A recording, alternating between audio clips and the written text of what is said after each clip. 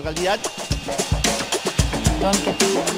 El congresista Héctor Becerril advirtió que el presidente Kuczynski será acusado constitucionalmente cuando termine su mandato por haberse negado a recibir a los miembros de la Comisión Lavajato.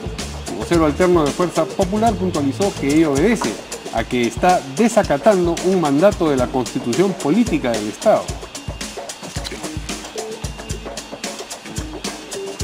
El ministro del Interior, Carlos Basombrío, anunció que su sector planteará una iniciativa legislativa al Congreso para crear un registro que monitoree el pago de las reparaciones civiles por parte de los sentenciados por diversos delitos. Como se recuerda, la terrorista Marta Guatay salió ayer en libertad sin haber pagado parte de los 3.700 millones de soles que debía asumir de manera solidaria junto a los otros cabecillas de Sendero Luminoso. Y el juez Abel Concha negó proteger y defender a Alejandro Toledo, prófugo de la justicia peruana, acusado del delito de lavado de activos.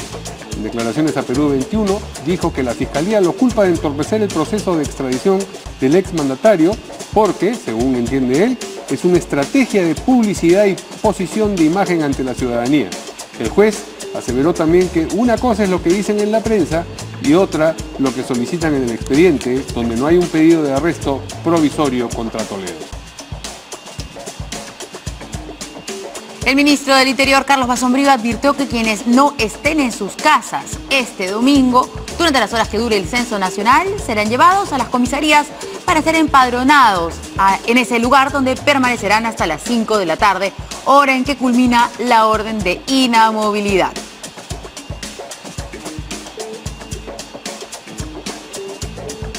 Para estar informado las 24 horas del día sobre lo que sucede en Perú y en el mundo, usted tiene que seguirnos, ya lo sabe, en nuestra página web www.canaln.te.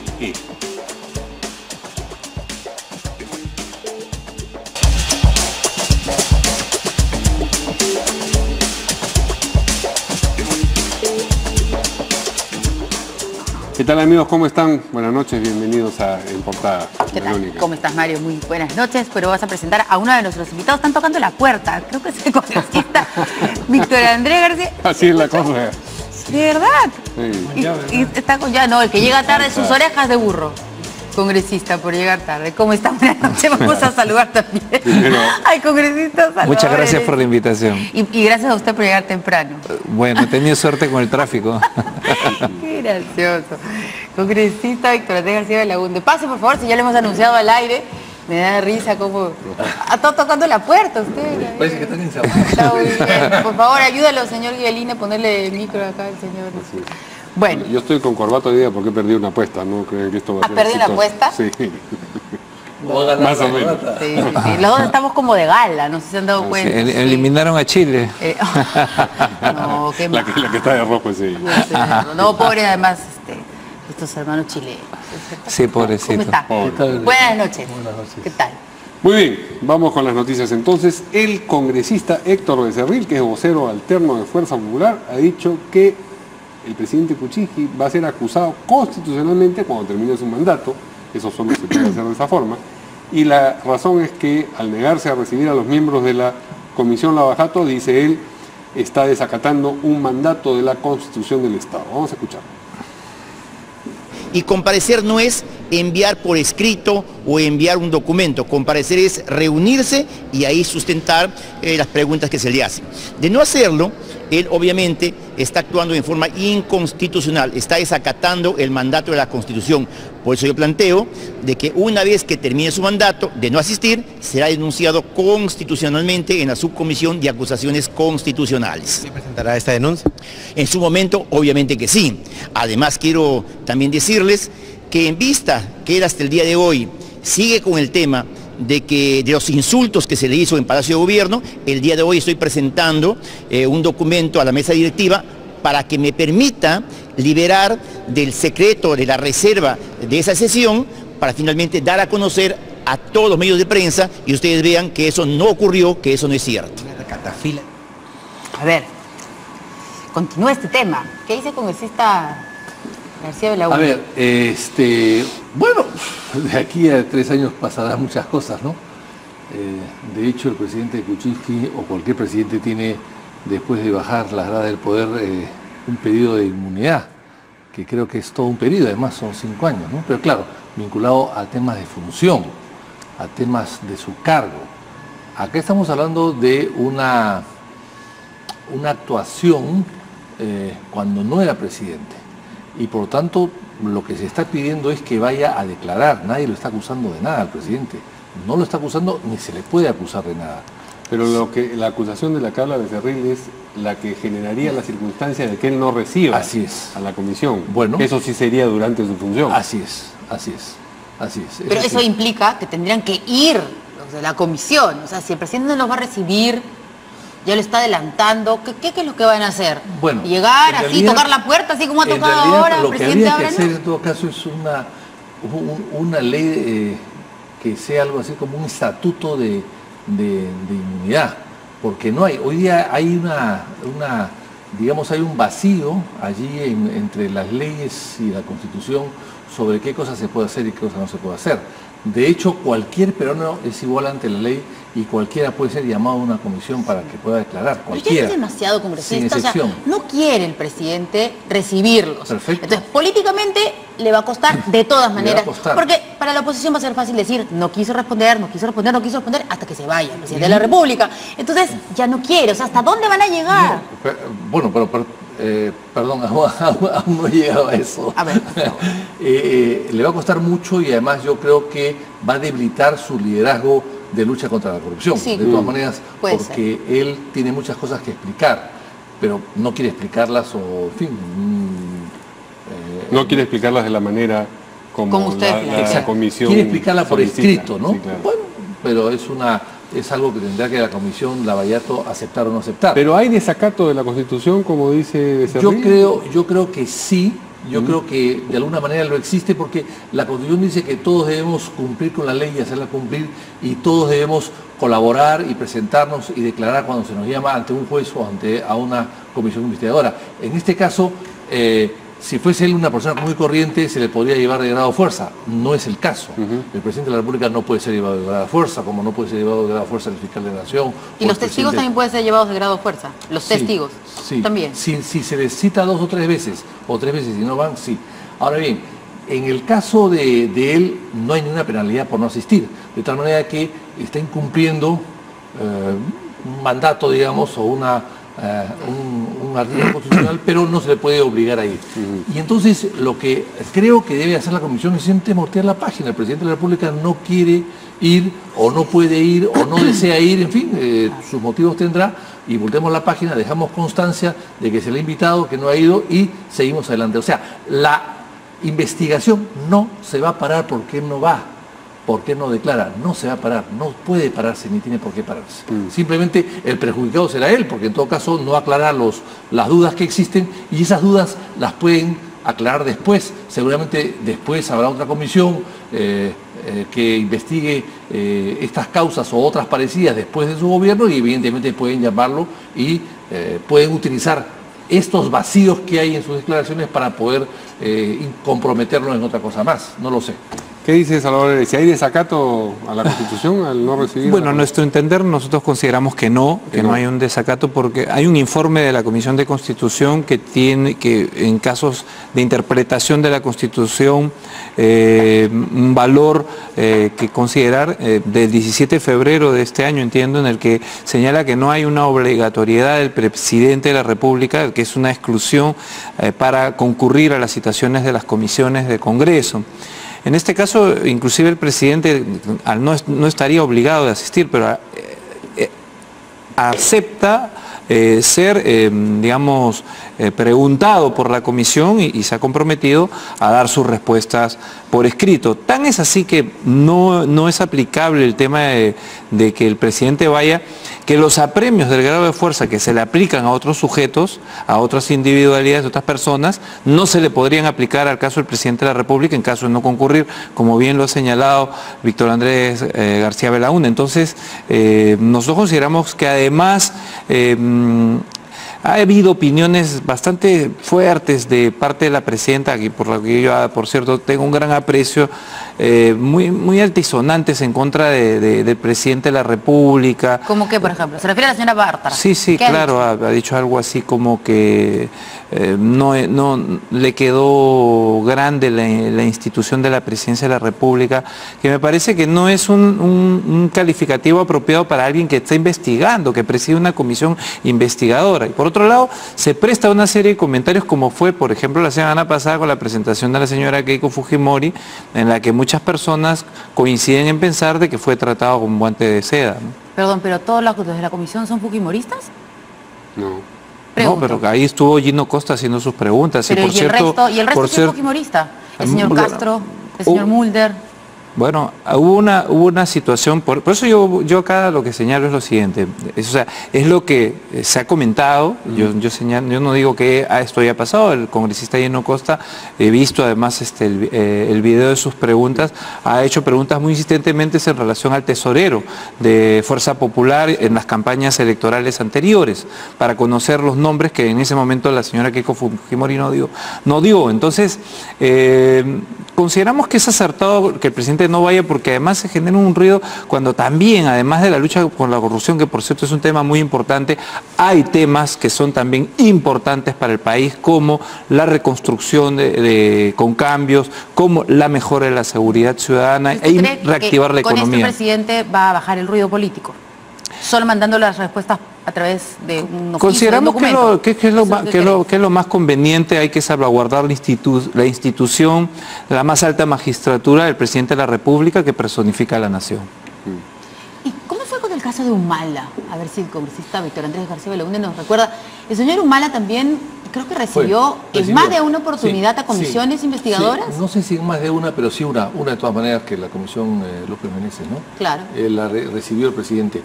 Ahora, Toledo también recibió a la comisión que presidió Edgardo Villanueva, recuerdo, sobre el tema de las firmas falsas, que era un tema también anterior a su presidencia. Y el señor, Ollantumala recibió la comisión López Meneses, presidida por Juan José Díaz Dios. Juan José Díaz Dios. Un fujimorista, digo, para recordar, ¿no? Así es. Un fujimorista que nada tenía que ver con el gobierno y que estaban en pugna total, inconstante. Dura, ¿no? Así es, de la oposición total. Y ahora, también en el caso de García, en la época de García creo que la comisión Bagua, no sé si García lo recibió o no. Eso creo que no. Pero en todo caso, aquí el presidente está en su derecho de decir que no, pero va a quedar mal. Creo que las preguntas van a quedar sin respuesta. Creo que en el caso... Perdón, ¿cómo está en su derecho de decir que no? Hace un rato decía que sí había un desacato constitucional. Bueno, o sea, o hay desacato constitucional o está en su derecho. Está en su derecho de hacer lo que quiere. No, derecho quiere decir con arreglo a ley. Está en su ánimo, digamos. Quitemos la palabra derecho. ¿Ya? Está en su ánimo de hacer lo que quiere. O sea, si no quiere, que no vaya, en buen pero, castellano. Porque no se le puede obligar. O sea, no tiene obligación. Ahora, al presidente no se le va a acusar, se le está llamando para que declare. Sí. Se está llamando para que declare. No se está llamando para nada más que eso. Es una declaración.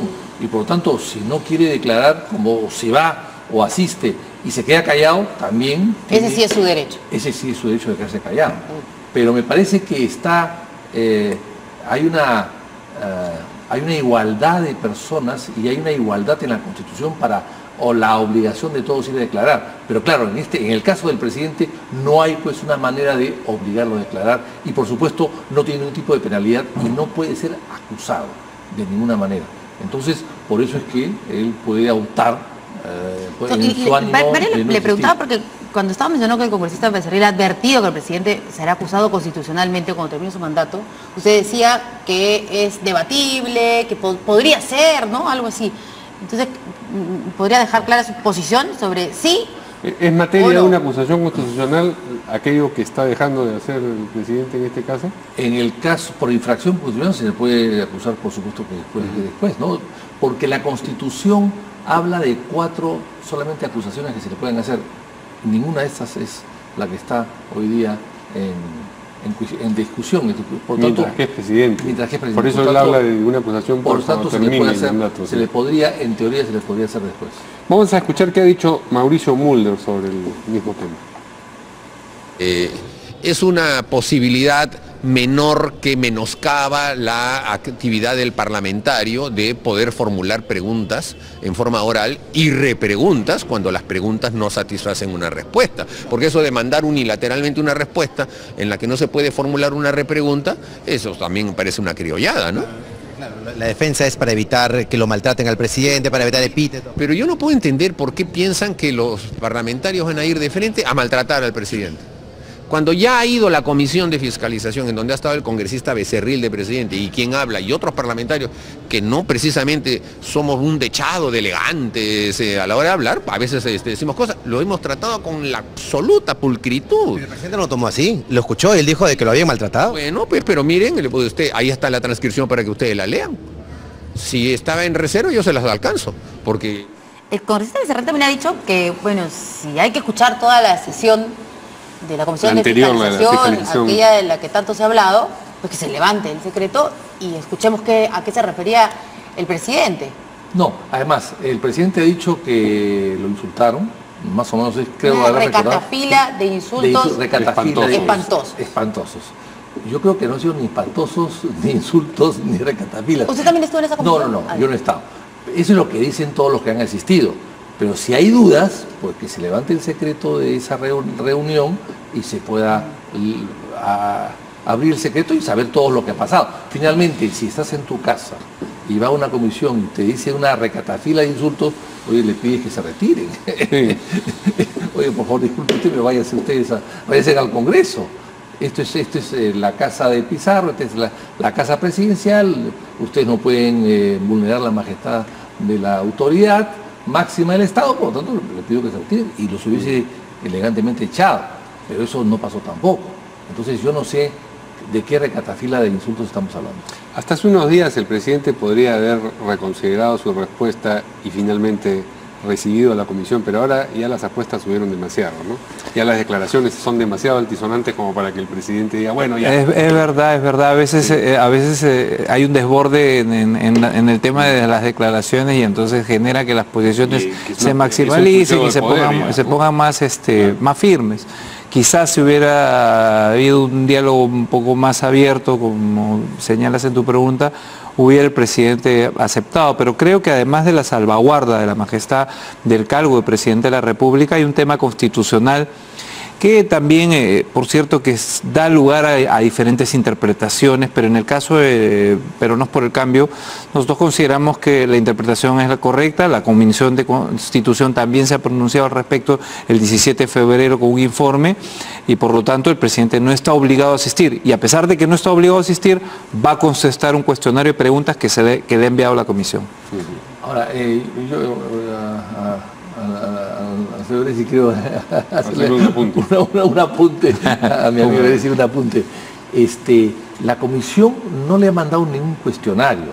Lo que ha hecho le ha mandado una invitación para que se presente. Un temario le ha mandado. Exactamente. Eso es lo que el propio presidente ha dicho. Y que va a solicitar el cuestionario. Es 2 o 3 temas sobre los que trataría las preguntas, pero no le mandó un cuestionario.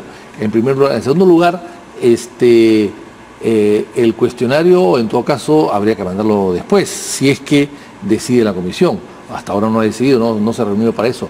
Y en tercer lugar, creo que el procedimiento del presidente no ha sido el más adecuado porque él ha contestado por los periódicos, cuando debió contestar por escrito lo que pretendía y luego, en todo caso, dar a publicidad la carta de respuesta, pero no usar los medios periodísticos sin que la comisión sepa absolutamente nada. Ni los medios ni la forma, creo yo. Así es, la forma no ha sido la más adecuada. Necesario, de repente sí se sintió ofendido aquella vez, pero era necesario, era pertinente.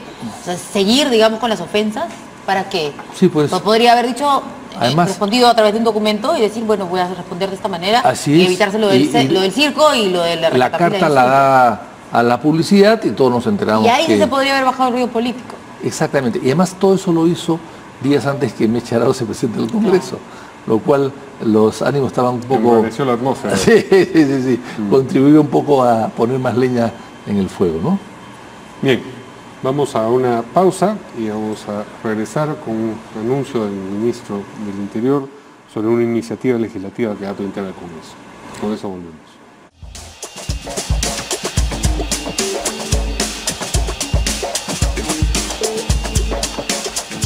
Bueno, salió ayer la terrorista Marta Huatay, como ocurrió con la salida de Maritza Garrigoleca. Bueno, todos estamos un poco preocupados, ¿no? El ministro del Interior ha anunciado que su sector va a plantear una iniciativa legislativa al Congreso para crear, dice, un registro de monitoreo para ver si efectivamente se pagan las reparaciones civiles, pero no específicamente sobre terrorismo, sino en general, para todos los delitos sí, que de ninguno se paga, seguramente, imagino que no. La terrorista Marta Huatay salió en libertad y no pagó 3.700 millones de soles que debía asumir de manera solidaria junto a otros cabecillas de Sendero Luminoso. Vamos a escuchar lo que ha dicho el ministro del Interior.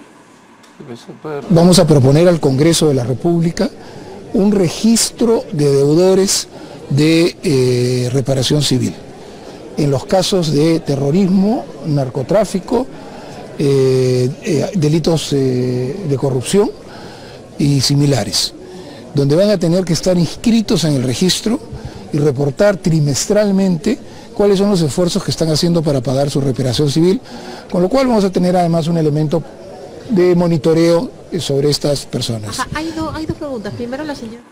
Aparte de eso, hoy día Abimael Guzmán fue expulsado de la sala donde se ventilaba el caso del atentado Tarata. Tenemos un resumen sobre lo que ocurrió. No se la da el uso de la palabra. Señor, hacemos la palabra. Está pidiendo pasar, tiene una palabra. No, es que no se da el uso de la palabra, no puede hablar lo que usted quiere. No. Así que como esa parte no puede hablar. Por favor, si no vamos a aplicar la disposición normativa, doctora. Sí, a ver, converse con su patrocinado, doctor. Yo le digo, no se le ha dado el uso de la palabra. ¿Cómo es posible que sea? A ver, doctor, sí, creo que no he visto convertirse en un derecho. En el Código de Procedimientos Penales está que el acusado puede pedir el uso de la palabra e intervenir también. Muy bien, este colegiado superior impone que no se le va a dar el uso de la palabra y que pase el testigo. Entonces, que pase el testigo. Que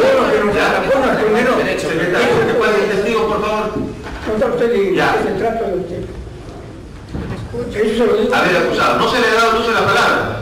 Porque no le da, porque es escuchado. Pero tengo razón, lo que yo tiene derecho. Sáqueme. A ver, guarde silencio, por favor. Y lo requiero por última vez. Guarde silencio, Guarde silencio, Este tribunal, en virtud de que el acusado no guarda la compostura del caso, procede a expulsarlo.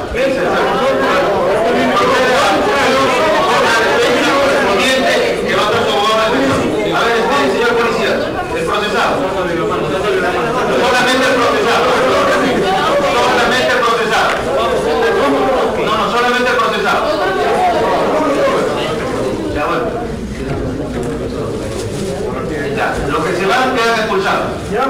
Muy bien.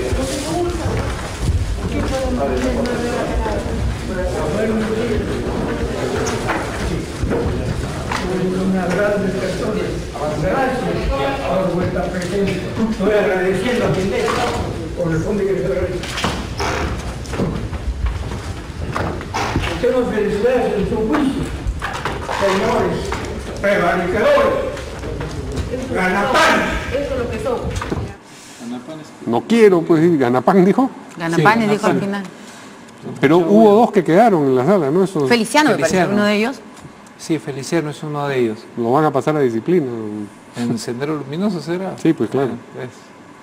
Da indignación ver la actitud tan atrevida de un tipo que ha sido tan nefasto para la historia de nuestro país, de un hombre que ha significado muerte, asesinatos, crímenes, el principal autor de un genocidio en la década de los 80. Provoca indignación porque está quejándose respecto a un testigo que justamente lo va a sindicar como autor intelectual y material de lo que pasó en Tarata, la matanza que hubo en Tarata con ese demencial acto terrorista que todos recordamos. Lo que sí, bueno, igual, digo, totalmente de acuerdo,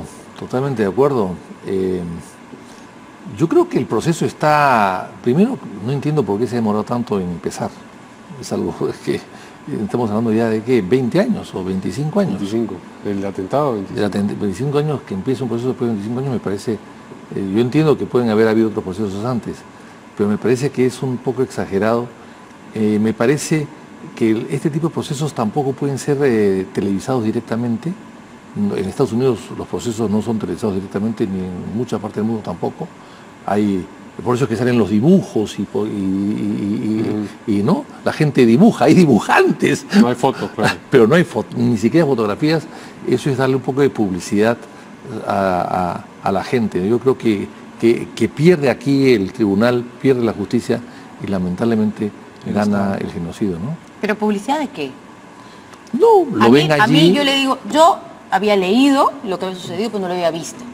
Entonces, con la imagen que acabo de ver, me confirma que este señor no se ha arrepentido nada. No, y claro, si él, que es el cabecilla, no se ha arrepentido, el resto probablemente tampoco. Entonces, ¿cómo le están haciendo propaganda?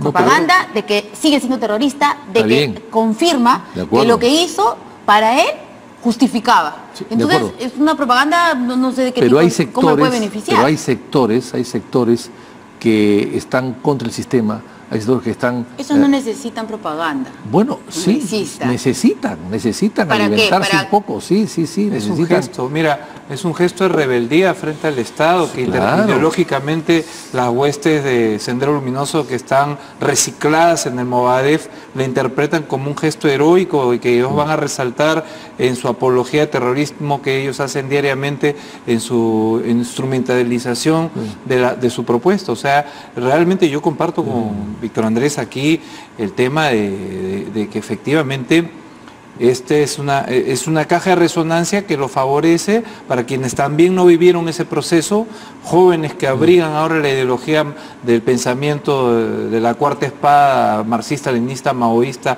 pensamiento Gonzalo, y que no han vivido lo que pasó, y entonces cuando ven esta situación pueden sacar conclusiones sesgadas que los terminan favoreciendo. Yo coincido que este tipo de audiencias no deberían televisarse, porque son una caja de resonancia que no se le tiene que dar ninguna concesión al terrorismo, ni una sola. Nuestro Pero Estado entonces ocultarlo. No sé, bueno, yo no estoy de acuerdo con eso. Creo que lo peor que hay que hacer es ocultar las cosas. En Estados Unidos, donde, claro, el sistema judicial es diferente al peruano, por supuesto que sí, pero donde nadie se queja de la justicia, donde la justicia tiene porcentajes de 80, 90% de aceptación, en el Perú tiene 15 o 20% de aceptación, en Estados Unidos no se filma nada. Y más bien, se filma todo, pero no se da publicidad nada. Cuando acaba el proceso, recién ahí se puede hacer público o se pueden vender las cintas correspondientes a tal determinado juicio. Ahí recién, cuando ya hay una sentencia, antes no. Entonces yo creo que por algo será. Y acá en este caso me parece que se está de alguna manera dando a conocer a un sector radical de la sociedad que siempre existe, que este señor vive, existe, que sigue rebelde ante el sistema, etcétera, etcétera, etcétera. Yo no creo que eso le va a hacer bien de ninguna manera a la sociedad.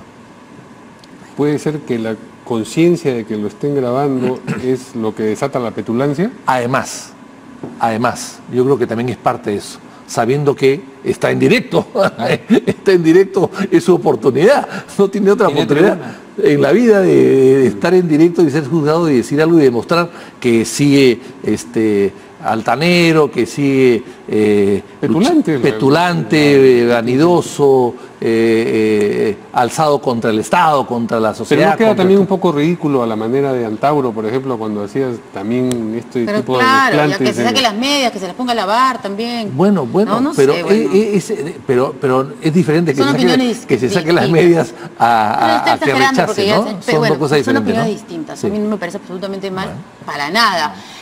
O sea, yo creo que quienes quieren pensar que lo que se hizo en esa época estuvo bien, lo van a seguir pensando con el señor asesino vivo o no, igual lo van a seguir pensando. Pero hay familiares, hay entornos familiares que hay que desvincularlos de la historia pasada de sus familiares cercanos, ¿no? Entonces, ese tipo de gente, que siempre es un círculo que se puede ampliar, hay que evitar pues que se unan, sino más bien que marquen distancia. Y esto creo que no ayuda para eso.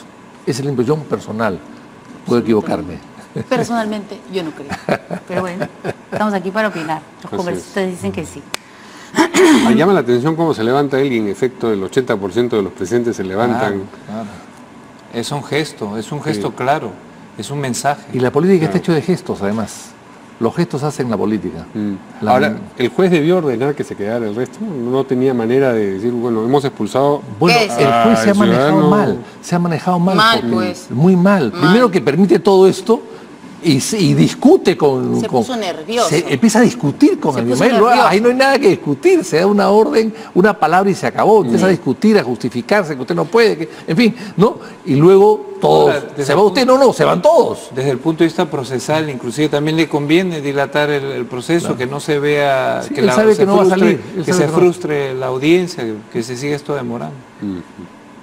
Ya, pero sin cámaras, ¿ustedes creen que él hubiera estado tranquilo, pasivo, calmadito? Probablemente sí.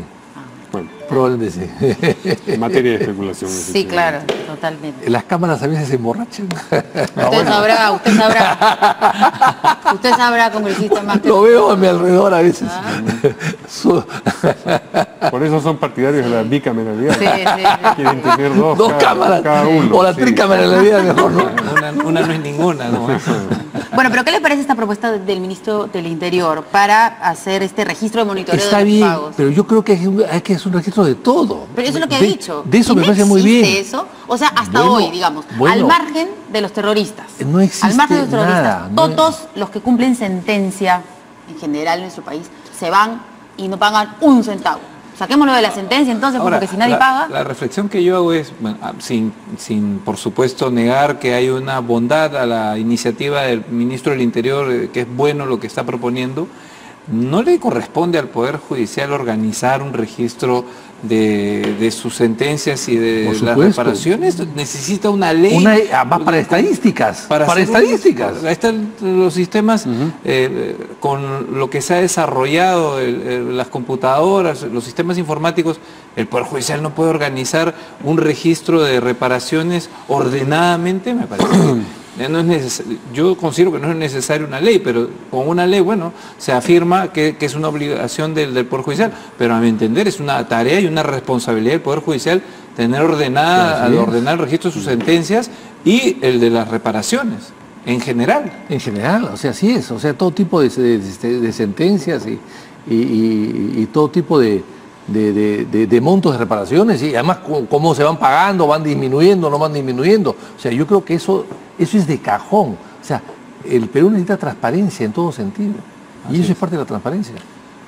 Bien, vamos a una nueva pausa y vamos a regresar con declaraciones del juez Abel Concha, quien se defiende de quienes le atribuyen estar protegiendo y defendiendo a Alejandro Toledo.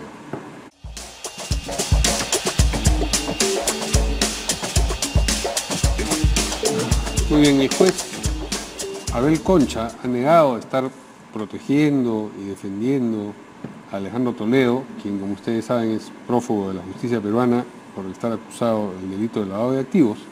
En unas declaraciones a Perú 21, el juez ha dicho que la Fiscalía lo culpa de entorpecer el proceso de extradición porque eso forma parte de una presunta estrategia de la Fiscalía de publicidad y posición de imagen ante la ciudadanía. Vamos a compartir con ustedes una claqueta donde están sus declaraciones.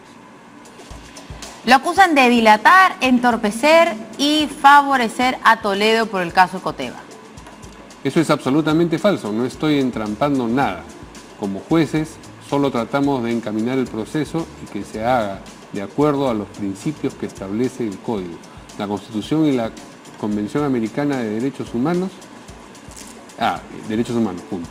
Es injusto que nos responsabilicen por la demora del arresto provisorio con fines de extradición. No protejo ni defiendo a Alejandro Toledo. Además. Entonces, ¿por qué la Fiscalía lo culpa? Entiendo que es una estrategia de publicidad y posición de imagen ante la ciudadanía, porque una cosa es lo que se dice en la prensa y otra lo que piden en el expediente.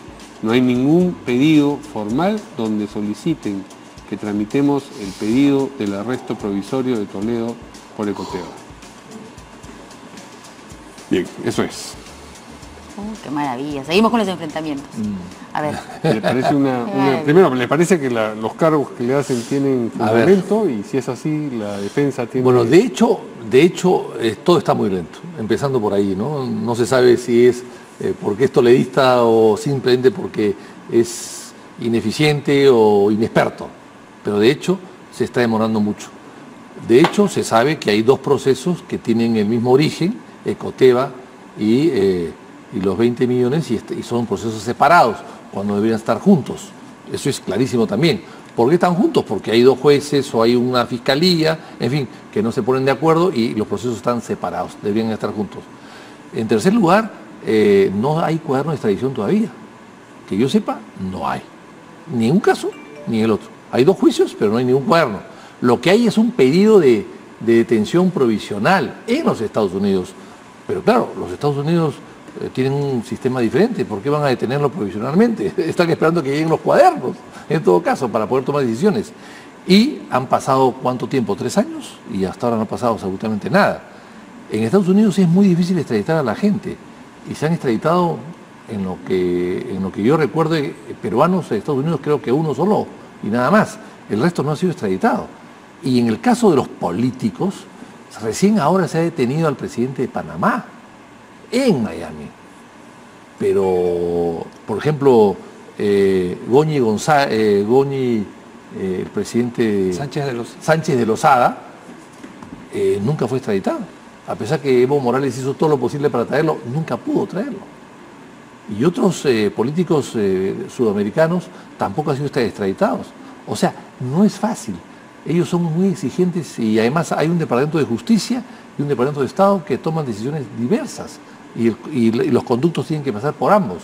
Entonces yo creo que es muy complicado. Lo cierto es que no se ha hecho mucho, ni se ha avanzado mucho, y a este paso pues se nos vamos a perder todos vamos a perder el tren, ¿no? Bueno, es llamativa la declaración del juez. Nos genera una desazón mayor respecto de la situación, refleja esta permanente situación de conflicto que hay entre el Poder Judicial y el Ministerio Público para abordar este problema.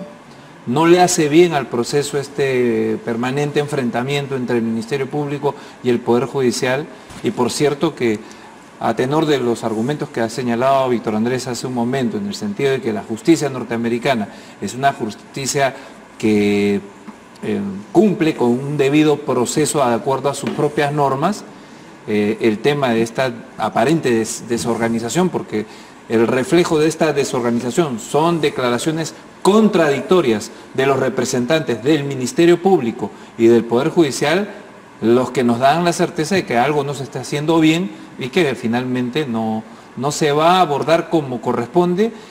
La parte de lo que en este tema, en esta trama del abajato está prácticamente cerrada y demostrada, ¿no? En indicios claros de que hay todo un circuito por donde pasó el dinero, dónde se depositó el dinero, quién fue el que recibió el dinero y en favor del expresidente Toledo. Entonces, realmente a uno le preocupa que nuestras instituciones tutelares en este momento no estén a la altura de la circunstancia, y le corresponde al presidente del Poder Judicial y al presidente y al fiscal de la Nación ponerse de acuerdo y hacer trabajo, digamos, dentro de la autonomía, pues promover pues que su gente trabaje de una mejor forma. ¿Y la Cancillería? La Cancillería actúa en función de la base fundamental y principal que es el trabajo del Ministerio Público y el Poder Judicial, que son los actores, el titular de la acción penal, el Ministerio Público y... Pero el abogado que se tenía que contratar, lo que se dice es que se iba a contratar a un abogado hace mucho tiempo y se dejó para la mitad del proceso y se ha perdido tiempo.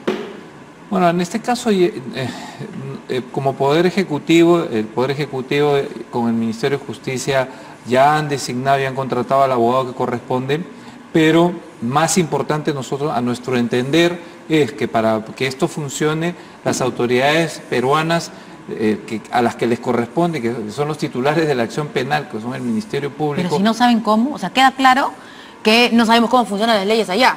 ¿no es cierto? Queda claro eso, porque queremos pedir algo y parece que no lo estamos haciendo bien. Se necesita, como fue en el caso de Fujimori en Chile, un abogado que sepa el tejimaneje, o sea, cómo se hacen las cosas allá. Entonces, ¿quién tendría que haber contratado eso? Porque entiendo que usted está lanzando críticas al Ministerio Público, al Poder Judicial, el gobierno. Por eso le pregunto yo a usted si la Cancillería no tendría que haber contratado en el primer momento un abogado que pueda asesorar y pueda brindar toda la información que necesite el Ministerio Público y el Poder Judicial. Claro, pero esto es un tema en el que la titularidad la tiene el Ministerio Público y el Poder Judicial. Son ellos los que tienen que organizar su investigación, son ellos los que tienen que delinear su plan de trabajo y a partir de eso pedir los recursos que sean al Poder Ejecutivo. Pero son ellos los que tienen que organizar cómo se va a traer a una persona a quien se va a extraditar. No le corresponde al Poder Ejecutivo realizar la labor del Poder Judicial ni el Ministerio Público. Ahora, la sensación es que el gobierno está haciendo lo posible por no traer a Toledo, ¿no? Esa es la sensación, la percepción de la gente, ¿no? Yo no sé si sea exacto, no sé qué tan exacto sea eso, pero evidentemente, si bien es cierto, la extradición la pide el Poder Judicial, se es tramitada a través de la Cancillería. O sea, la Cancillería tiene mucho que hacer ahí. ¿Usted piensa que va con pies de plomo? Va con pies de plomo, eso definitivamente. Ahora, no quiero entrar a juzgar si es por interés, por amiguismo, por compañerismo, por corrupción, por inexperiencia, por desidia simplemente o por exceso de trabajo. No lo sé. Pero sí, evidentemente, se nota que no avanza, ¿no? Bueno, a ver, vamos con el siguiente tema. ¿Vamos a una pausa? ¿Vamos a una pausa?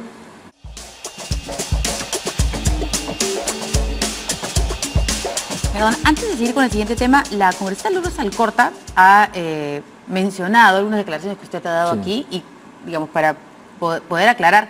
Usted ha dicho que cualquier peruano es igual ante la ley, sobre el presidente Pedro Pablo Kuczynski y la comisión Lavallato, ¿no es cierto? Cualquier persona es igual ante la ley y cualquiera puede ser llamado a una comisión del Congreso. Y debe asistir. Y debe asistir. Pero la congresista no ha puesto insólito. Un titular de la comisión Lavallato recomienda al presidente no acudir a dicha comisión. A ver, inaceptable, no. Todo lo contrario, digamos, para aclarar a la congresista. ¿Se refiere específicamente a...? Sí, claro, lo pones. Es exactamente al revés lo que usted ha dicho. Debe haber escuchado mal, o de repente yo no me he expresado adecuadamente, ¿no? Pero usted sí, más bien. Pero claro, pero sí hemos dicho, hemos aprobado esto del primer momento y lo hemos dicho. Sí. Y lo hemos dicho en el primer momento. Ahora, lo que sí he dicho es que no tenemos cómo obligarlo a ir, cómo no lo podemos llevar combinarlo. De grado fuerza de grado fuerza eso es inaceptable y no lo podemos acusar además. Sí podemos exigirle que vaya, pedirle que vaya, pero y a declarar. Lo que no podemos hacer es acusarlo por no ir a declarar, por lo menos en esta época no. Muy bien. A ver. Vamos con otro anuncio del ministro del Interior. Bueno, sobre el censo, que se ha armado, no para variar, en nuestro país todo tiene que ser complicado, todo es polémica, todo indigna, y cómo no el censo, pues, ¿no? Ya sabes cómo vas a responder con esta famosa pregunta que no sé, parece que a muchas personas les complica la existencia sobre si es blanco, mestizo, etcétera. Bueno, Maorí. Ahora que están de moda, ¿no? Con Nueva Zelanda. Claro, ahora que están de moda. Bueno, pero ¿qué cosa es lo que ha anunciado entonces Carlos? Entonces, el ministro del Interior, entre otras cosas, ¿no? Porque por un lado se ha desatado esta polémica sobre las cosas que se están preguntando en el censo y por el otro esta especie de inamovilidad que vamos a tener todos los peruanos desde las 8 de la mañana hasta las 5 de la tarde. Y lo que ha dicho el ministro es que quienes no estén en sus casas el domingo, no importa si ya lo censaron, no puede salir. Tiene que quedar hasta las 5. Y quienes no estén en sus casas este domingo, será llevado a la comisaría para ser empadronado en ese lugar donde va a permanecer hasta las 5 de la tarde. Hora en la que culmina esta orden de inamovilidad. Eso es lo que ha hecho el ministro.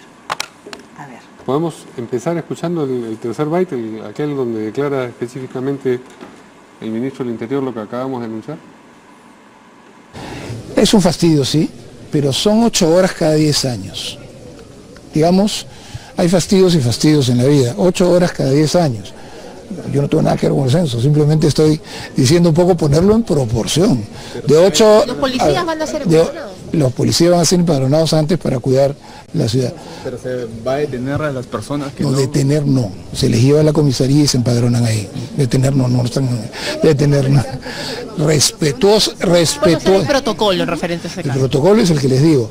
Las personas tienen que estar en sus domicilios, si no lo están, las llevan a la comisaría, los empadronan ahí y a las 5 de la tarde se van a su casa, nada más.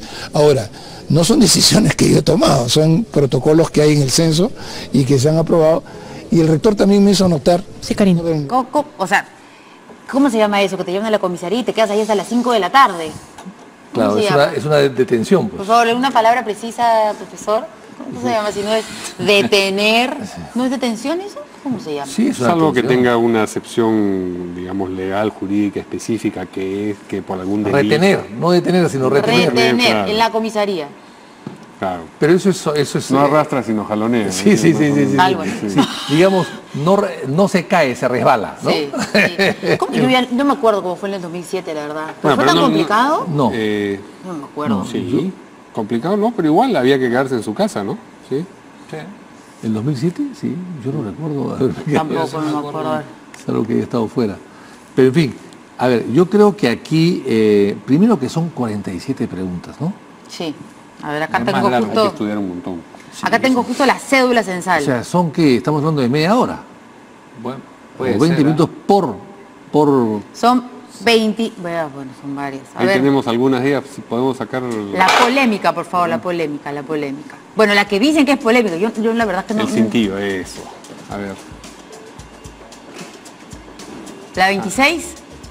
Por sus costumbres y sus antepasados. Parece que es un juramento, ¿no? A ver. Juras por tus antepasados. Ajá. Usted se siente o considera quechua, aymara, nativo o indígena de la Amazonía. Especifique. Ajá. Ya, hasta ahí no. Perteneciente a parte de otro pueblo indígena u originario. Ajá. ¿Pueden subir, por favor? Sí. Queremos leer o acercar la pantalla, por favor. Número 5. Negro, sambo, mulato, pueblo afroperuano o afrodescendiente. Es bien confuso además porque hay quien puede decir que mulato es mestizo también, ¿no? Claro. Porque es mestizo no necesariamente tiene que criollo, ser mestizo. Claro. Falta criollo, falta cimarrón. Blanco, mestizo, sí. Bueno. Falta una serie de... Bueno, después viene la religión que también... Es muy subjetivo. Completamente. Pero bueno, acerca de la controversia que se ha desatado por estas preguntas, ha prestado declaraciones el señor Sánchez, que precisamente responde por es del INEI. A ver. Creo.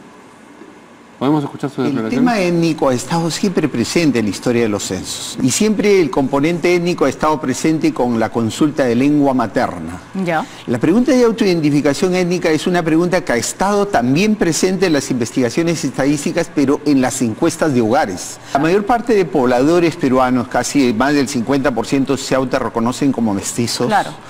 Una proporción importante de quechuas, aymaras, afroperuanos cerca del 2%, pero eso está arrojando las encuestas. Esta es la primera vez que esta pregunta es incluida en un censo que tiene una connotación de carácter universal, porque se le pregunta a todas las personas de 12 años y más de edad que respondan a esta pregunta. Y esta pregunta es muy importante porque permite ver cuáles son las condiciones de vida de cada uno de los grupos étnicos en nuestro Perú, y a veces...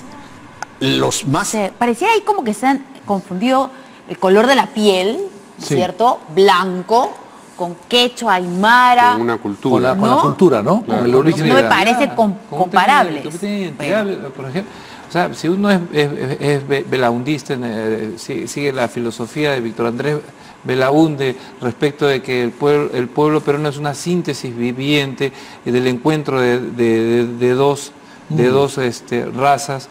Somos mestizos, culturalmente hablando. Entonces, a mí me parece que es bastante subjetivo porque al final decir blanco en relación a un tema de antepasados, por ejemplo, es bastante subjetivo, ¿no? Bastante subjetivo. Claro. Además que decías tú. Claro. O sea, el encuestado es el que decide.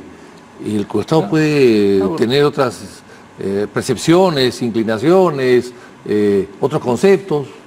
¿Qué cosa decide? Claro, en realidad nuestro país mayoritariamente es mestizo, es mestizo. Porque además, si están, considerando, por ejemplo, una categoría quechua, otra categoría aymara, ¿cómo puede alguien decir, bueno, yo soy 100% aymara? Bien difícil, ¿no? Es que no es bien difícil. Entonces, raro. todos tendríamos que responder mestizo, ¿no? Las categorías que proponen como opcionales no son iguales entre sí. Además, unas son culturales y otras son étnicas, como mencionabas tú, y es dificilísimo que alguien diga, no, esto es así. Tú hablabas de Maorí, ¿no es cierto? Maorí, dije, bueno, por los neozelandeses. Sí, pues. Bueno, pero por los poloneses, ¿no? Por Moana. En el Perú hay muchos pascuenses. En el Perú, en todo el norte del Perú, en Chiclayo básicamente, hubo unas grandes inmigraciones de pascuenses, de personas que venían de la isla de Pascua a trabajar a las haciendas en el siglo XIX. Mucha gente. Entonces la gente dice, no, yo siendo de los mochicas o de los cipán, no, es pascuense, desciende de los pascuenses. Hay un ingrediente pascuense. Así es, muchos. Entonces, ¿cómo tú? Eso no está incluido en las preguntas. Sí.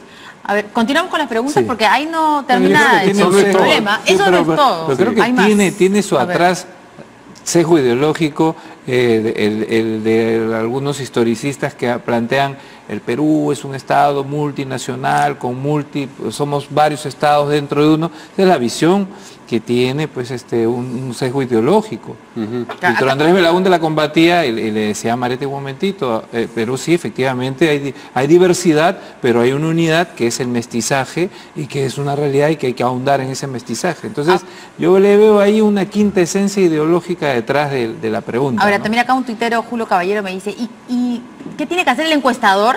Por ejemplo, si el encuestado, ¿no es cierto?, se define como blanco y no lo es. No, de pronto, no, y no es blanco. ¿Qué cosa pone? Nada, pues. ¿Qué cosa nota? Nada, pues, tú tienes que poner, lo que dice. Como no se ve. Nada, pues no hay nada. A ver, continuemos con las preguntitas. Esta le va a gustar acá a Mario. A ver. Está elegido hoy a Mario. La semana pasada, ¿estuvo buscando trabajo activamente? Claro. ¿Sí? Dime, ¿sí o no? No. Ya. Lo que pasa es que ahí dice, mira, hay un corchete y dice, pase a la pregunta 24. Sí o no, igual pase la 24. Entonces vamos a la 24 y dice, actualmente, ¿cuál es su estado? Civil o conyugal. 1. ¿Qué tiene que ver el trabajo con el estado civil? Sí, claro.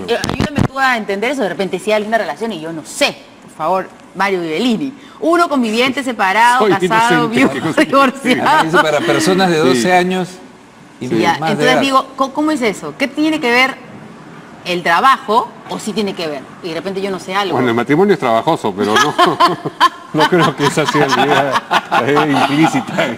O de repente la pregunta es, ¿ha estado usted buscando pareja activamente? De repente se han equivocado y no trabajo activamente. Bueno, ese es un trabajo también, ¿no? Muy digno. No he hecho acordar de algunos ampais, congresistas de su pasado. Bueno. Me he acordado, pues. Me dolió ese golpe. Se puso rojo, disculpe. Estaba bromeando, pero bueno, no se entiende cuál es la relación entre la pregunta 18 y la 24. Pero bueno, eso es a lo que nos vamos a tener que enfrentar en 22. Se luchó mucho y se discutió mucho el tema de las razas y las etnias en el pasado para suprimirlas. Me llama la atención que ahora, sin ningún tipo de discusión, sin conocer debidamente el cuestionario que lo hemos conocido hoy día nosotros, y ayer, anteayer, algunos más y punto, porque no se ha sabido, recién ahora nos enteremos. Ahora, ¿cuál es el objetivo, no? ¿Cuál es el objetivo? Sin saber el objetivo, ¿no? Y dejando además que la persona tome una decisión sobre a qué etnia o a qué raza o a qué cultura pertenece. Me parece que es un gravísimo error. Son los teóricos del INE, Dice que hace 4 años están haciendo estas preguntas. No, pero recién... 4 años he escuchado a una persona que ha dicho que... ¿Y por qué no hace 4 años? Pero yo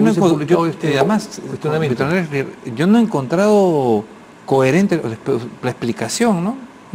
Yo no le he encontrado que realmente fundamente el porqué de las preguntas. Hay una explicación de cómo nosotros nos vemos. ¿Y para qué sirve eso? Políticas públicas.